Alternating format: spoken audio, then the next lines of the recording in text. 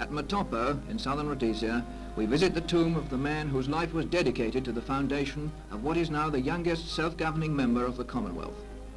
The way to Cecil Rhodes' grave is by foot to the colony's Westminster Abbey, the dome of the Motopo Hills.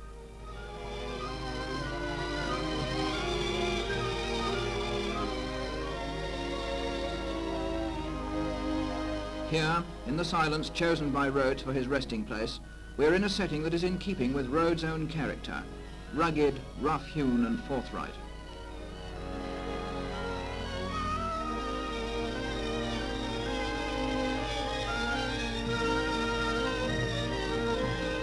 At World's View, his own description, Rhodes lies buried where the immortal hills keep watch.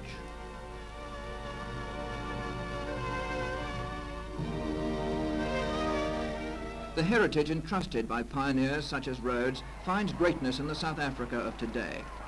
An example of the Union's growing stature gave Princess Elizabeth the opportunity of making her first public appearance alone at an important function. The opening of a new graving dock at East London, completed after 5 years at a cost of over £1.5 million, exemplified the swiftly expanding economy of a progressive people.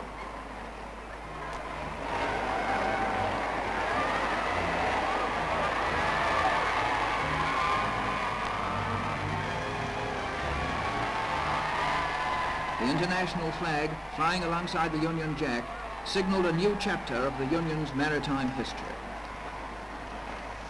I now have great pleasure in declaring the Princess Elizabeth graving dock open.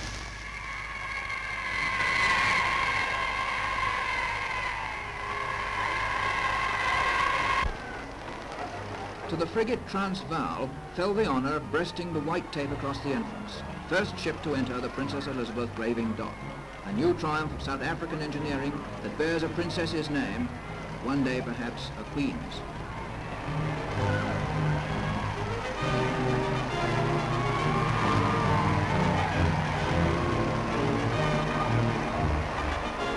After the opening, the Princess received from the wife of South Africa's Transport Minister a commemorative gift of diamonds.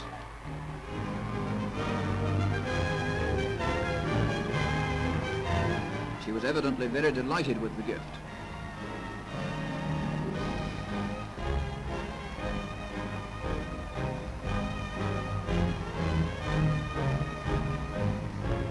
Our eyes and footsteps turn now to Zululand, to the gathering of its tribesmen for the great trek to the capital, Eshowe. The Zulus so named it from the sound of the wind through the yellow wood trees, Eshowe. Half a century divides the present-day Zulu and his warrior brother who made war on the white man. And even after 50 years, the influence of Cape civilization, though striking in the clothes some tribesmen adopt, is only superficial.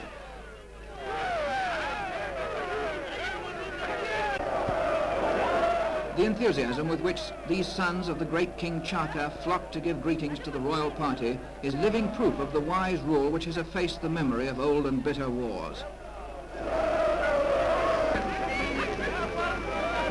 Only in the magnificent physique and proud bearing which are the stamp of the Zulu are his warring ancestors recalled. Today, his race is perhaps the most intelligent and friendly of all the black population of South Africa.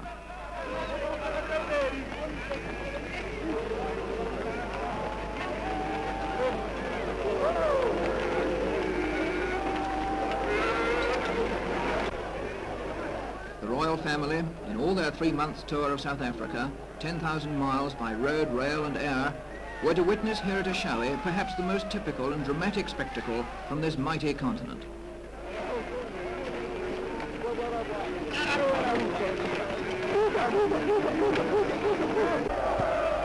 In attendance were Zulu chiefs who still bear titles, the Leopard, Thunderer, in direct descent from their ferocious ancestors. How stubbornly their ancient customs survive is nowhere more apparent than in the Zulus' attitude towards their womenfolk. They are the workers. The man works only to secure more wives. And it's when he works for the white man that the Zulu picks up his oddities of dress.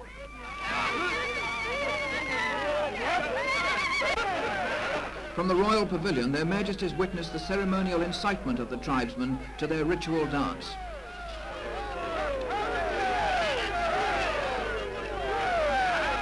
The compelling rhythm of the chant, though its meaning has long lost its command, still holds the power to heat the blood and quicken the senses. As the tempo mounts, the infection spreads like a bushfire. 1,000 feet stamp the dust of the compound.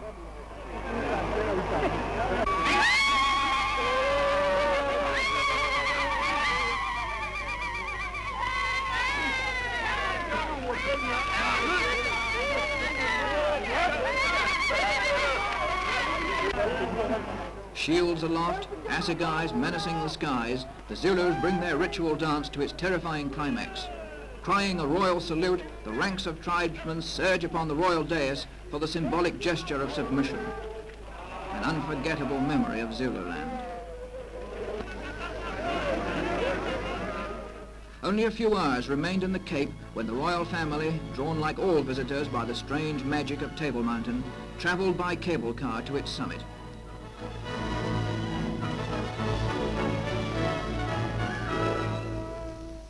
The King and Queen and the two princesses, who'd spent so long in closeness to the land of South Africa and in the presence of her peoples, now shared the eagle's vision of the Sentinel Hills and the mother city below.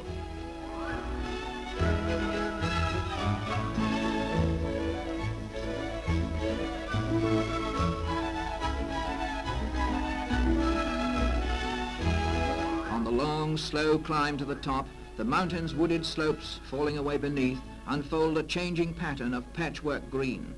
Their Majesties shared the experience with those of Vanguard Ship's Company who'd chosen the heights of Table Mountain too for their last look at Cape Town.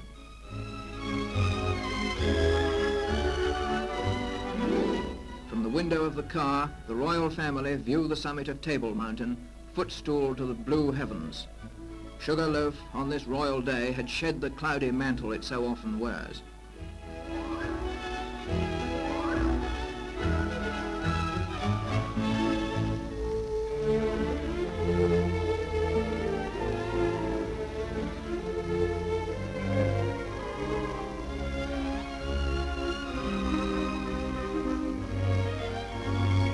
High above the city, their Majesties saw not only the shape of a great modern port, but in Cape Town a gateway to history, in whose shaping 4 nations have taken a hand. On the summit that Francis Drake named the most stately sight in the whole circumference of the earth, the royal party set off to meet Field Marshal Smuts, who'd made the journey alone on foot. And with the Premier as their guide, they explored Table Mountain, enjoying no doubt that sense of detachment from the world which altitude brings.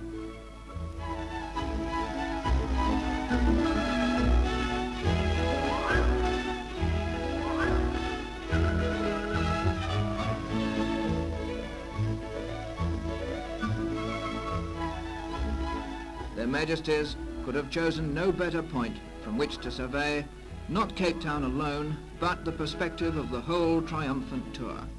They'd seen South Africa not through the gold-rimmed lenses of the outside world, eyeing the Union's wealth, but at first hand, among her sons and daughters, in close and easy acquaintance.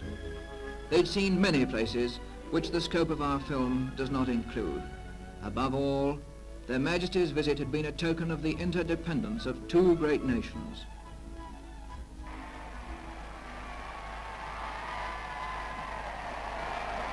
And so it was time to say goodbye. From their tour of a land 5 times the size of Britain, Their Majesties took back a measure of memories few such journeys can have surpassed. They left behind a warmth of affection no years can dim. We let the last scenes of the tour live and speak for themselves.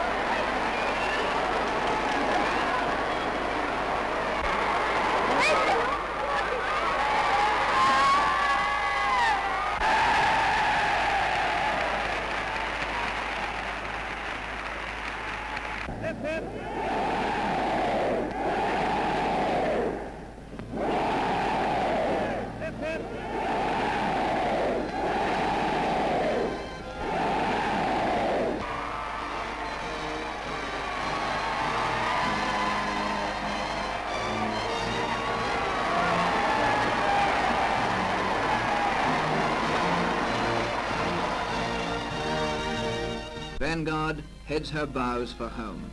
The hills of Africa, which gave their majesties welcome, bid them au revoir.